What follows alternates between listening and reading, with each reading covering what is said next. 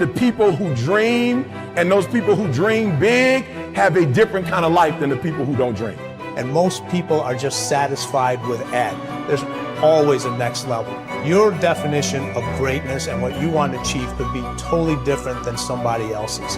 You know, we always say, no one wants to be first, okay, because they're afraid of the consequences that come with doing something first. If you're not getting the results you want from your dream, then examine your motivation. Give yourself something to work towards constantly. Take charge of your emotions. Don't let someone else choose them for you. If you're not going to do everything that is necessary to get where you want to be in your life, why even bother? Sounds harsh, doesn't it? Makes you wonder, why am I saying exactly what I just said? Because the time is now for you to recognize that there is no time to be feeling pity about your discussions and what it is that you have inside yourself. You have got to have a different type of conversation within yourself and stop doing the word can't and stop doing the word try. Dreams will remind you that even if the situation isn't temporary, dreams still give you a purpose to live a bigger life despite what you're dealing with. Because they will help you move through the chapter of the life that you're in more powerfully, more grounded, and more fulfilled. Now, believing in yourself is simply an attitude. Believing in yourself is a choice. You have to choose to believe that you can do anything you set your mind to. Anything at all. Because, in fact, you can. Those who succeed don't believe in limits. They study until they understand. They don't give up when they experience doubt. They don't give up when it's hard. They do not give up, full stop. They keep working hard, even if they've been rejected. They keep at it. They keep searching for new opportunities. That's exactly how you have to be. Life is hard, and you'll never get far if you limit yourself in anything you do. Stop wasting your time making excuses and blaming other people. You need to set goals and pursue them, but you got to set goals and create pressure and get some support until you get there. And the worst thing you can do is let yourself off the hook. And that's what excuses do. You let yourself off the hook. When you set a goal, when you have a dream, when you have a vision, don't you ever let yourself off the hook. And start now. Start believing, start dreaming, and create the life and the person that you really want to see. Most people go through life never discovering what their talents are. Most people never develop their talents. They have skills and abilities, but if you don't nurture them, if you don't develop them, they will never serve you. Your gifts can take you many places if you develop your gifts. Most of us don't like to do those things that come easy to us. I've always loved to talk to people. I decided, taking this advice, to develop my skills as a speaker.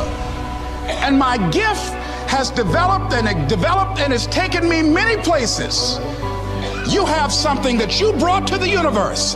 And that if you decide that my life deserves my developing this, what I do well, and becoming the best at it, and mastering myself, and seeing what I have within me, if you decide to drop your buckets where you are and develop your gifts, I grant you, you'll never ever be without.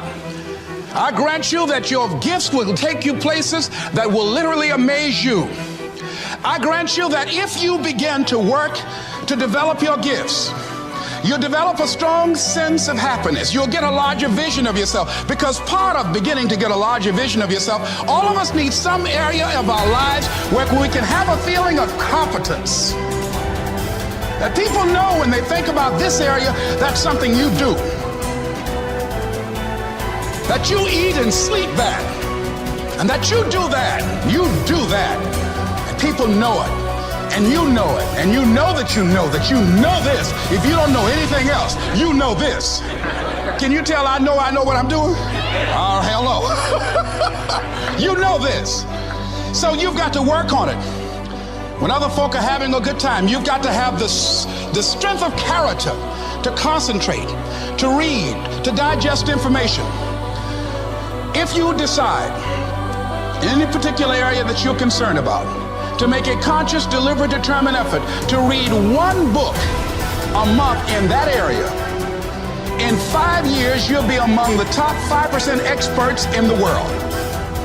I read a minimum of 2 books a week. The average American reads only 1 book a year. If you decide that area that you love, that you are going to master that particular area, in this era of accelerated change, overwhelming complexity, and tremendous competition, as you begin to develop and expand your skills and your talents and your vision of yourself, you will always be in control of your destiny. It is in the nature of things that some people will be more successful and happier than others. Some people will make more money, have better lives, enjoy greater fulfillment and satisfaction, have happier relationships, and contribute more to their communities. Others will not. The most important single quality that you can develop in a time of rapid change is the quality of flexibility. The opposite of flexible thinking is fixed or mechanical thinking. The opposite of approaching life with an open mind is to react automatically and predictably in every situation. The opposite of flexibility is an unwillingness to change in the face of new information or circumstances. The quality of flexibility is therefore essential if you want to do and have more than the average person. Today, perhaps the most important factor affecting your life is the speed of change. We are living in an age where change is taking place at a faster rate than ever before in human history. And if anything, the rate of change is increasing, year by year. Change today is not only faster, but it is also discontinuous, not following a straight line, but starting, stopping, and going off in unpredictable directions. Change is coming at us from all sides in so many different ways that it is often impossible to anticipate what might happen next. By its very nature, change is unpredictable, often forcing us to scrap our very best plans and ideas overnight as the result of a completely new and unexpected development coming from a new and unexpected direction. As a result, we have to remain flexible in our thinking and in our possible courses of action. You must learn to say to remain flexible is, I made a mistake.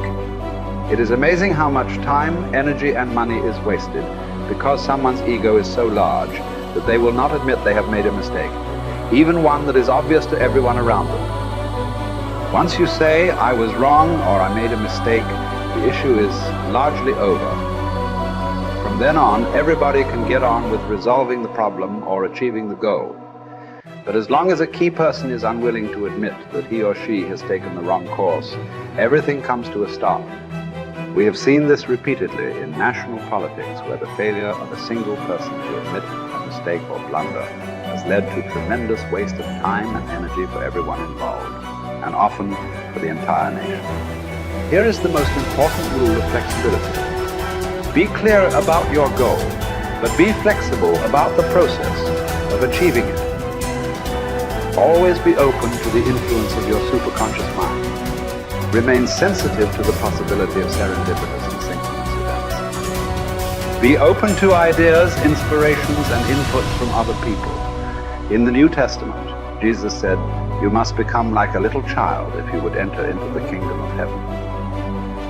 One interpretation of these words is that you must remain open-minded, flexible, calm, confident, and curious if you want to be able to recognize new opportunities and possibilities as they open up around you on your journey toward your goal. Resolve to remain flexible and open no matter what happens. Remember, there is almost always a better way to accomplish any task or to achieve any goal. Your aim should be to be alert and aware to what it might be, to find it and then to take action in that new direction as quickly as possible. This will ensure that you inevitably reach your goal, sometimes in the most unexpected and surprising ways. You see, you can have anything you want in life if you want it badly enough and are willing to pay the price. Now, the rules regarding the price of success are simple. There's just 2 of them. Number 1 is you always have to pay full price for success. And number 2 is you always have to pay in advance. Now here are some key points on goals, and please remember these. The first key point is that your ability to set goals and to make plans for their accomplishment is the master skill of success.